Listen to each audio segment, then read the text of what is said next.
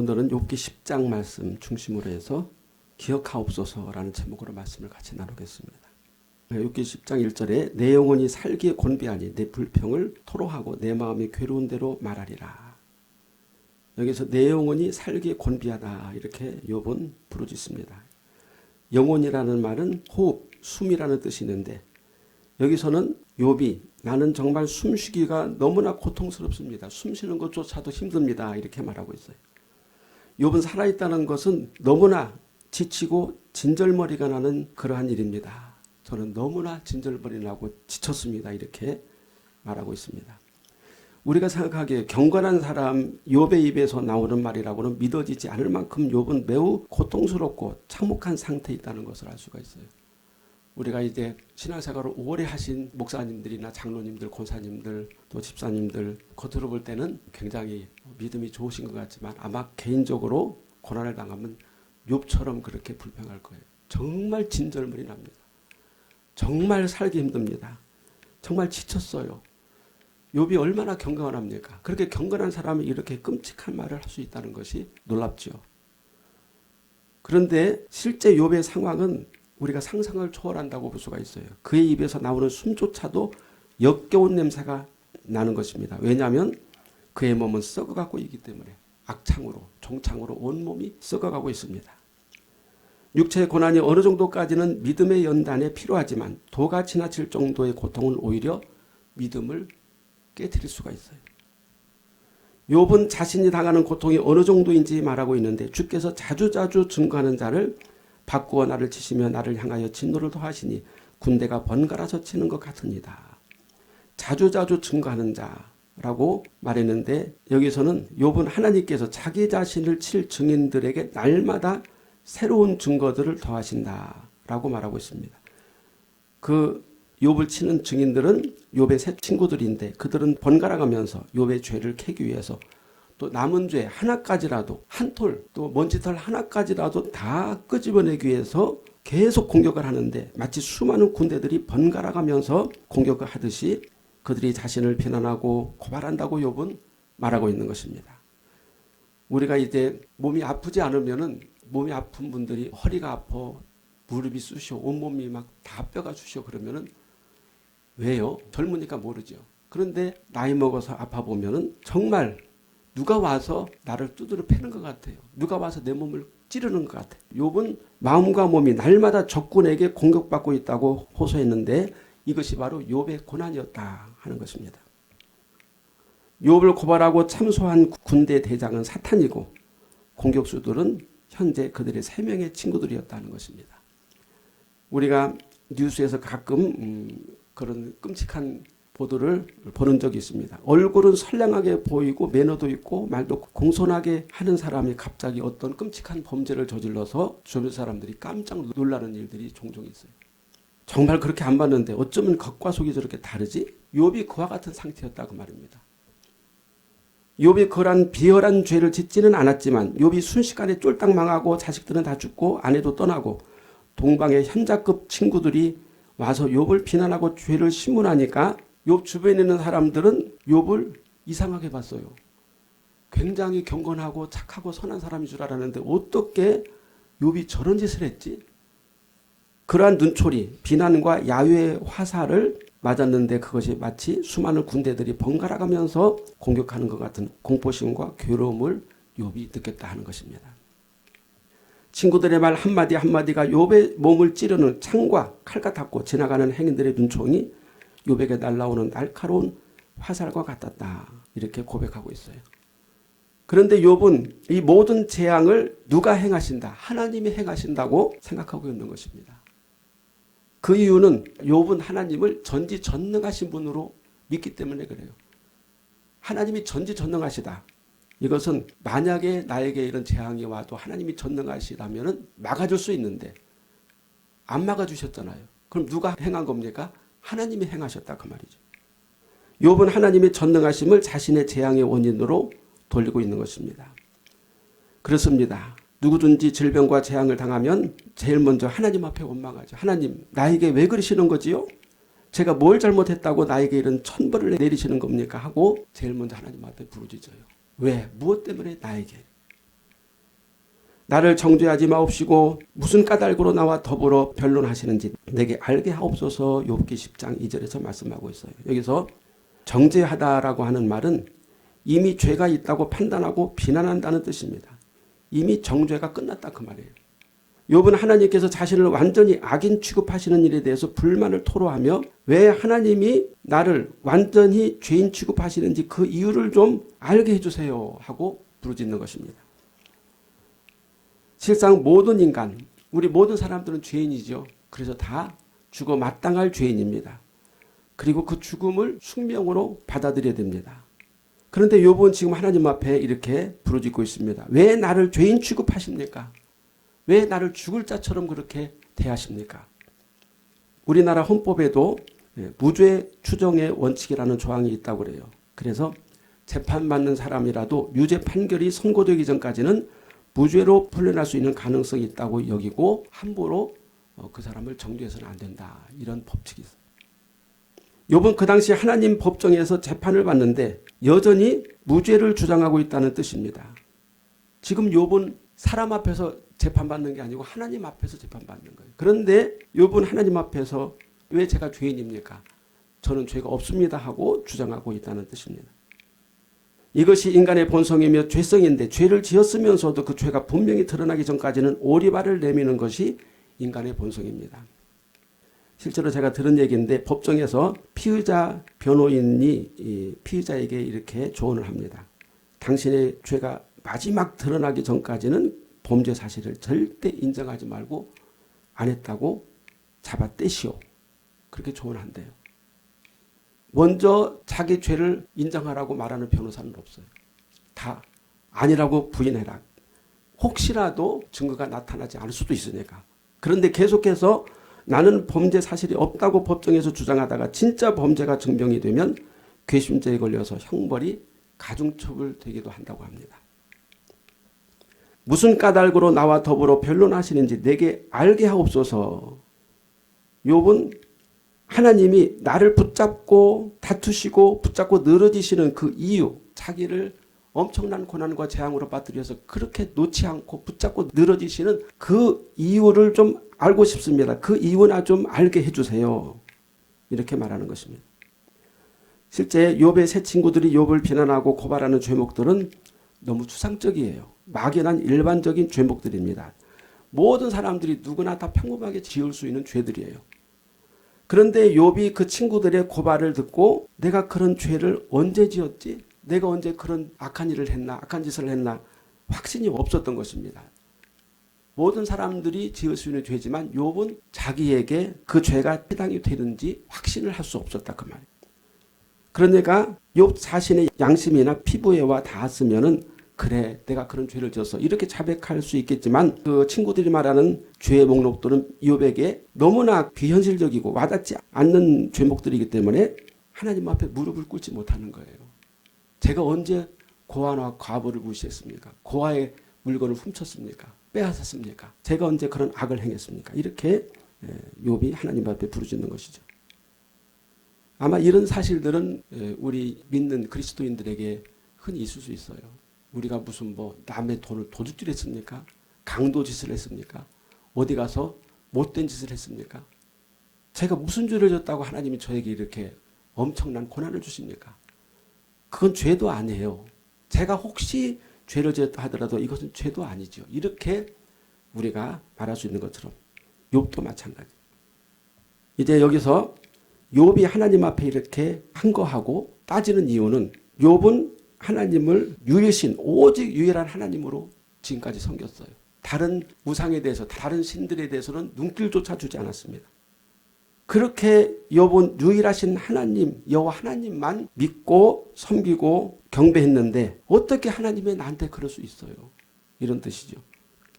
그런데 이제 하나님은 욥의 정조 있는 신앙, 유일신 신앙을 높이 평가했지만 욥은 아직 하나님을 이해하지 못했어요. 왜 그러냐면은 하나님은 재앙을 주시고 그걸로 끝나시는 분이 아니고 그 과정을 통해서 하나님의 은혜와 구원과 하나님의 사랑을 이끄시는 구원의 서정을 이끄시는 성부 성자 성령의 삼위일체 하나님이시라는 사실을 그 당시 욥은 잘 알지 못했다 그 말입니다. 만약에 이 시대에 욥이 태어났다면 알겠죠.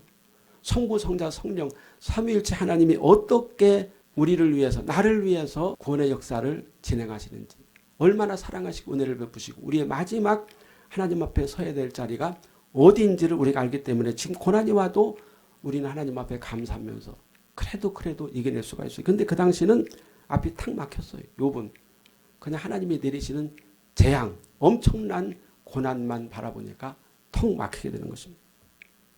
욥은 다른 신을 섬기지 않고 오직 하나님만을 유일신으로 섬기고 그 믿음을 지켜왔는데 하나님께서 자신을 이교도들의 판단에 넘기셔서 마치 군사들을 동원하여 매질하듯이 심문하신다고 생각하니까 너무 억울했다기보다는 너무 섭섭했겠죠.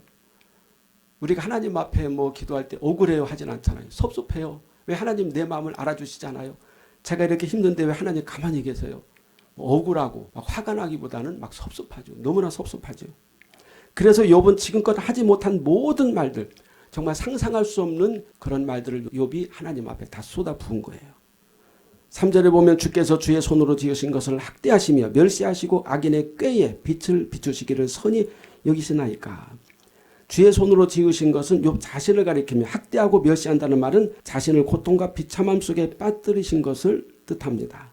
또 악인의 꾀에 빛을 비추신다는 것은 악인들의 말에 하나님이 동조하시고 힘을 실어주셔서 하나님을 일편단심 섬겨온 자신을 죄인으로 치부하신다는 뜻입니다.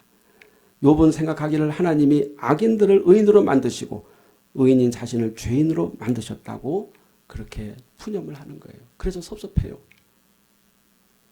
4절에 주께도 육신의 눈이 있나이까 주께서 사람처럼 보시나이까. 육신의 눈으로 보신다는 말은 욥은 하나님은 사람의 중심을 보신다고 믿고 있는데 외적으로 나타난 것만 가지고 자신에게 나타난 재앙과 환난과 여러 가지 역경 그것만 보시고 사람과 똑같은 안목으로 판단하시나 이것에 대해서 회의를 가지게 된 것입니다. 친구들은 욥 자신이 당한 재앙과 악창과 고통만 보고 죄인이라고 판단하지만 적어도 하나님은 중심을 보시고 판단하셔야 하지 않겠습니까? 하고 항변하는 것이죠. 앞에서도 말씀드렸지만 이 욥의 말은 삼위일체 하나님 성부 성자 성령의 놀라운 은혜와 구원 사역을 그 당시 욥이 알지 못했기 때문에 하나님을 오해했다. 하나님의 단편만 보고 하나님을 오해해도 한참 오해했다. 이렇게 볼 수가 있어요. 우리가 하나님의 단편만 보면은 오해합니다. 하나님은 악한 자를 무자비하게 멸하시는 분, 가차없이 죽이시는 분. 그러면은 악한 놈은 다 죽여야 돼요. 오해하고 있는 거예요. 그런데 하나님은 악한 자라도 회개하고 돌이키면 은혜를 베푸고 사랑을 베풀어 주시는 것입니다. 그래서 악한 자라도 우리가 함부로 저주하거나 막말을 해서 안 된다. 그 영혼도 하나님이 사랑하시기 때문에. 근데 지금 욥은 하나님의 단편만 보기 때문에 너무너무 오해를 하고 있었다. 내가 악하지 않은 줄을 아시나이다. 1절에서 말씀하고 있어요. 욥의 진심은 하나님은 내가 악하지 않다는 사실을 아시지요? 저 친구들이 말하는 것처럼 제가 악하지 않은 것을 하나님 아시지요? 이렇게 말하는 거예요. 욥 자신이 하나님을 알고 하나님도 나를 아신다고 말함으로써 강력하게 하나님의 도우심과 은혜를 끌어내고자 하는 의도가 강합니다. 우리가 욥의 단편적인 여호와 하나님에 대한 지식을 좀 우리가 말할 수 있지만 그러나 욥이 얼마나 집요하고 치밀하게 하나님의 은혜와 하나님의 도움을 구하고자 하나님 앞에 항변하는가. 욥의 집요하고 치밀하고 열성적인 그 기도를 우리가 볼 수가 있습니다. 몇 번 기도하니까 하나님이 안 들어주셔. 그냥 포기해. 그게 아니다 그 말이죠. 여기서 하나님이 욥 자신이 악하지 않다는 것을 아신다는 욥의 주장은 욥이 전혀 실수나 허물이 없다고 말하는 것이 아니라 적어도 고범죄나 위선죄 혹은 행악자가 아니라는 말입니다. 저 친구들이 말하는 그런 끔찍한 죄를 제가 짓지 않았다는 건 아시지요? 이렇게 하나님 앞에 말하는 거예요. 시편 19편 13절에 또 주의 종으로 고범죄를 짓지 말게 하사 그 죄가 나를 주장치 못하게 하소서. 그리하시면 내가 정직하여 큰 죄과에서 벗어나겠나이다. 다윗은 자신이 고범죄 즉 알면서도 죄를 습관적으로 지어서 그것이 위선과 외식의 죄가 되어 자신을 깊은 지옥으로 떨어지게 하지 않도록 저를 그 죄과에서 벗어나게 하옵소서 기도했어요. 욥은 적어도 이런 고범죄는 짓지 않았다고 말하는 것입니다. 이와 같이 하나님은 중심을 보시는 분이기 때문에 욥의 친구들과 주변 사람들은 아무리 욥을 욕하고 저주하고 비난해도 하나님은 나의 마음을 아실 것입니다. 저들이 나를 그렇게 정죄해도 하나님은 아시지요. 하나님은 나의 마음을 아시죠. 그래서 과거에 지금도 그렇게 기도하시는 분들이 계시겠지만 기도내 가면은 그런 기도 소리가 많이 들렸어요. 아시지요. 아시지요. 아시지요. 계속 아시지요 부르는 거예요. 밤새도록 울면서. 다른 사람은 몰라도 하나님은 아시지요. 이게 욥의 고백이었다는 거예요. 내 몸이 흙임을 기억하옵소서. 주께서 내 몸 지으시기를 흙을 뭉치듯 하셨거늘 9절에서 말씀하고 있어요.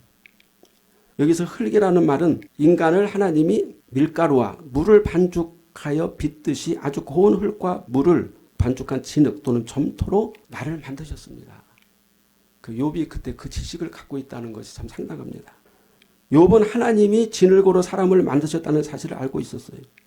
사람의 몸은 물이 70%를 차지하고 30%는 피부와 살, 뼈와 힘줄이 세포로 되어 있는데 그 고형분의 분자가 가루가 되지 않도록 물이 섞여서 엉기고 서로 붙잡아 하나님이 엮어 놓으셨다. 이렇게 욥이 말하는 거예요.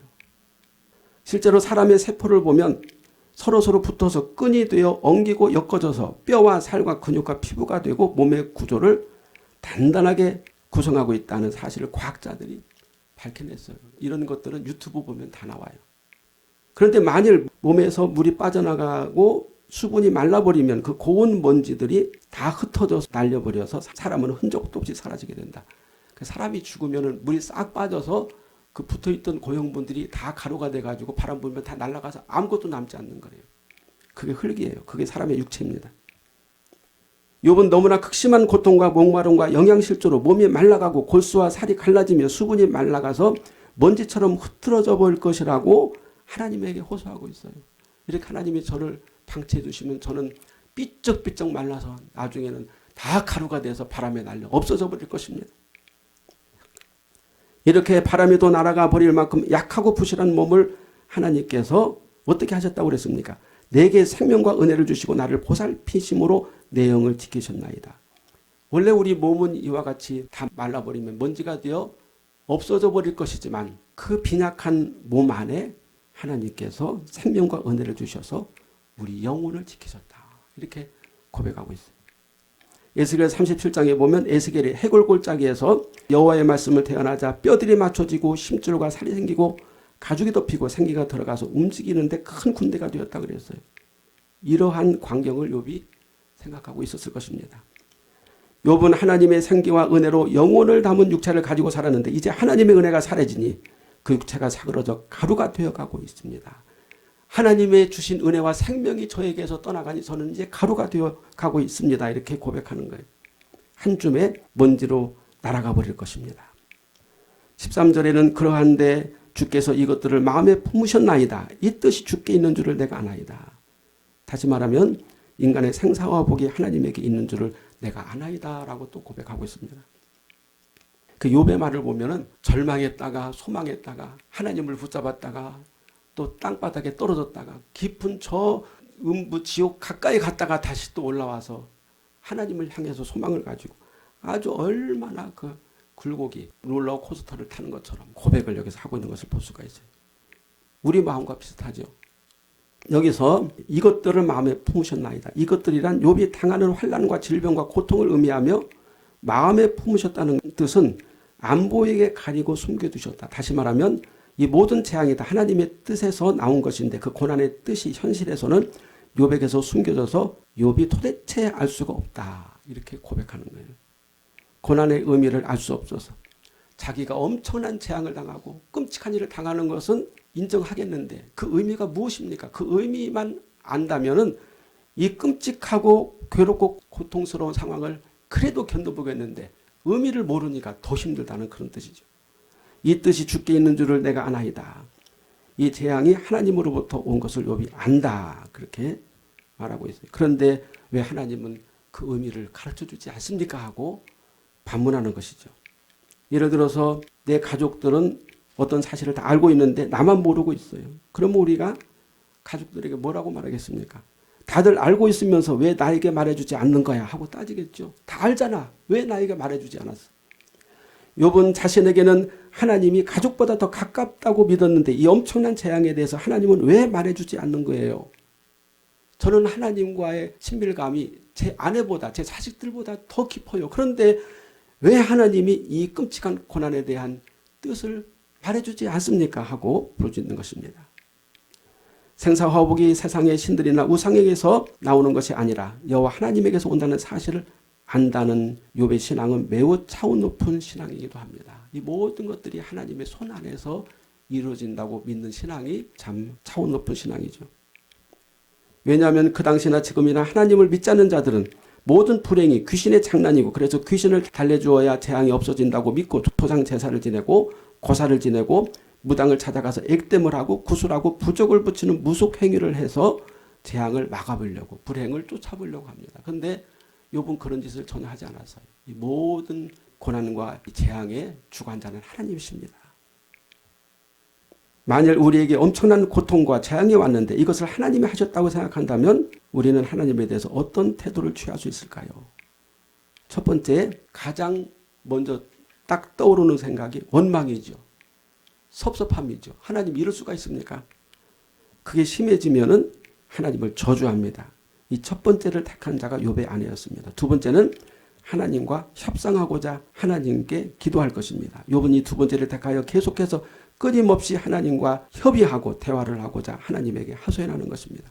여러 가지 방법으로 여러 가지 많은 말들을 통해서 하나님의 그 의중을 끌어내고자 욥은 계속 시도하는 거예요. 이것이 바로 우리가 하나님 앞에 드리는 간구, 기도일 것입니다. 욥은 어떻게 하나님과 협상하고 있습니까? 첫째, 내가 재앙을 당할 만한 범죄를 했다면 나를 죄인이라고 선고하시고 용서하지 마십시오. 정말 내가 끔찍한 재앙을 당할 만큼 끔찍한 죄를 졌다면 저를 저주하시고 저를 죽여주세요. 두 번째로, 설사 내가 이 죄를 짓지 않고 의롭다 하더라도 그것은 인간들에게나 의로운 것이 완전하신 하나님 앞에서는 머리를 들지 못하리라. 혹시 제가 그만한 죄를 짓지 않고 그 죄에 해당이 된다 하지 않더라도 저는 하나님 앞에 고개를 들 수 없는 죄인입니다. 그 죄인임을 고백했죠. 이사야는 이스라엘의 총체적인 부패를 고발하면서 정수리에서 발바닥까지 죄로 썩었다고 외쳤습니다. 그러면서 이사야 자신은 나는 의로운 사람이다. 나는 하나님의 종이다. 이렇게 여겼습니다. 그러나 이사야가 하늘 문이 열리고 높이 계신 주의 영광을 보았을 때 이렇게 부르짖었습니다. 화로다 나여 망하였도다. 나는 입술이 부정한 사람이요 나는 입술이 부정한 백성 중에 거주하면서 만군의 여호와이신 왕을 배웠음이로다. 이사야는 부패한 이스라엘 백성들 앞에서는 자신이 의로운 것처럼 보였지만 실상 하늘 보좌에 계신 거룩하신 하나님을 배웠을 때 나는 부정한 사람이요 망했다고 부르짖었습니다. 우리의 그 여호와 신앙, 예수 그리스도를 믿는 신앙은 바로 이것이에요. 다른 사람들 앞에서는 내가 훨씬 더 선하고 착할 수가 있어요. 내가 덜 죄를 지을 수도 있어요. 훨씬 이렇게 고상한 사람일 수 있어요. 그렇지만 하나님 앞에서는 내 죄가 다 보입니다. 이것이 바로 여호와 신앙이고 예수 믿음입니다. 욥은 하나님의 복을 받아 들판에 수많은 양과 소들이 풀을 뜯고 종들을 부리며 호화로운 집에서 자식들이 잔치를 베풀고 아무 걱정 없이 평화롭게 살 때는 마치 자신이 의인 것 같았지만 그래서 날마다 여호와께 번제 드리면서 자기의 경건함을 불태웠습니다. 저는 이렇게 경건합니다. 저는 이렇게 하나님을 잘 섬깁니다. 그런데 갑자기 닥친 재앙과 악창과 불행 속에서 욥은 하나님 앞에서 자신이 얼마나 더럽고 추한 인간이며 얼마나 힘없고 속절없는 진흙덩어리인지를 깨닫게 되었고 자신의 의가 마치 더러운 옷과 같다는 사실을 알게 되었어요. 이것이 바로 이사야가 하늘 보좌 열려서 하나님 보좌에서 하나님을 봤을 때 깨달은 영적 깨달음이고 또 사도 요한이 그랬고 또 세리도 그랬고 바로 우리 예수 믿는 거듭난 자들이 깨달은 깨달음이 바로 하나님 앞에서 나는 죄인입니다. 너무나 부끄럽습니다. 이거죠. 세 번째 욥의 협상은 하나님의 은혜를 간절히 구하는 것이었습니다. 욥은 하나님께서 자신을 계속 고난 속에 두시면 자기는 마치 진흙이 말라서 가루가 되어 흩어지듯이 흙으로 돌아가서 다시는 돌아오지 못하게 되므로 그렇게 되기 전에 육체의 가루가 되기 전에 저에게 평안을 주시옵소서. 저에게 평안을 주시옵소서. 20절에 내 날은 적지 아니하니까 그런즉 그치시고 나를 버려두사 잠시나마 평안하게 하시되 여기서 평안은 흔들리지 않은 평안, 샬롬, 천국의 영원한 샬롬이 아니고 잠깐의 쉼입니다. 잠깐의 휴식. 욥은 계속되는 고통, 즉 군사들이 번갈아가면서 공격하는 것 같은 공포와 두려움 속에서 잠시라도 쉬고 싶다고 하나님에게 구원을 요청하고 있습니다. 마치 고통 속에서 잠을 자지 못하고 밤새 몸부림쳤던 사람이 제발 한 시간이라도 고통 없이 잠을 잘 수 있게 해달라고 외치는 것과 같습니다. 욥은 왜 완전한 평안을 하나님에게 구하지 않고 잠깐의 휴식을 구했을까요? 어쩌면 욥은 지옥의 불 가운데 던져진 부자가 하늘에 있는 아브라함을 향해 물 한 방울만 혀에 적시게 해달라고 부르짖는 그런 마음으로 하나님 앞에 잠깐의 휴식을 구했을 것입니다. 욥은 죽어서 지옥이 아니라 살아서 지옥을 체험하고 있는 것입니다.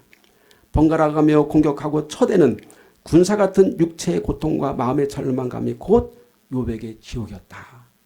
그래서 욥은 이 현실 지옥에서 잠시만이라도 휴식을 취하게 해달라고 하나님에게 호소하는 것입니다. 아마 이것이 욥의 작은 소망일 거예요. 아직 천국까지는 욥이 소망하지 못하고 이 땅에서 잠깐이라도 이 아픔 고통에서 멈추게 해 주옵소서. 욥의 고통이 얼마나 힘들었으면, 그가 얼마나 하나님의 안식을 목마르게 그리워했으면 그런 기도를 했을까요? 오, 나를 불쌍히 여기소서. 내가 힘을 회복할 수 있도록 하소서.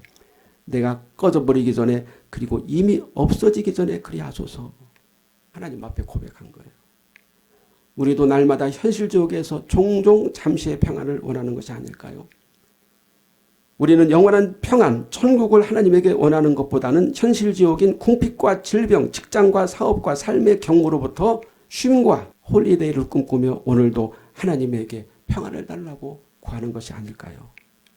그러면서 하나님이 우리를 이 세상에서 데려갈 만한 지독하고 치명적인 암이나 재앙이나 사고는 제발 나에게 오지 않았으면 합니다. 그것만 없으면 그저 그럭저럭 살 수 있어요. 우리가 예수 믿으면은 천국 간다고 믿죠. 그것이 거듭남입니다. 그런데 어느 날 천사가 와서 당장 천국 가자 그렇게 말한다면 뭐라고 대답하겠어요? 물론 할렐루야 아멘 가시는 분들도 많이 있겠지만 어떤 경우는 잠깐만요.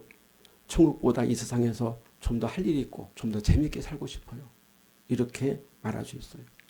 어쩌면 욥이 그렇게 구하는 것일 수도 있어요. 욥은 당장의 평안함, 육신이 너무 괴로우니까. 나는 죽어서 천국 가기보다는 전쟁 같은 삶 속에서 잠깐의 휴식을 원합니다라고 욥은 하나님에게 소리치고 있는 것입니다. 이것이 그 구차하고도 끈질긴 육정을 가진 인간의 부르짖습니다. 욥도 인간이에요. 얼마나 육신의 고통이 끔찍했으면 잠깐이라도 편안하게 잠을 자게 해주세요. 한 시간이라도 잠깐 쉬게 해주세요. 하나님 앞에 타임 하면서 휴식 시간을 요구한 것입니다.